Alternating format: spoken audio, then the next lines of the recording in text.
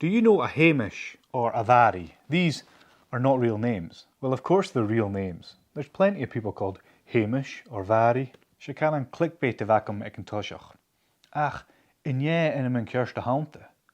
Fimi miminichig. Hamish comes from Seumas and Màiri from Màiri. They are those names, at least phonetically, and in the vocative case, in túshal girimach. So if you're Seumas and you get asked how you are, it's a Hamish, kimmer how. Or if you're Màiri, you're playing outside and you get called in, it's a Màiri.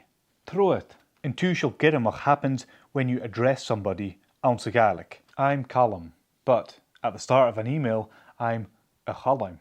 Flori becomes a Lori. A nurse becomes a nurse.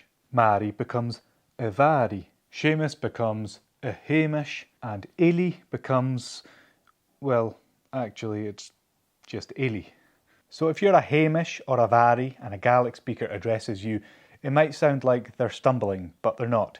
It's just a Hamish, a Màiri.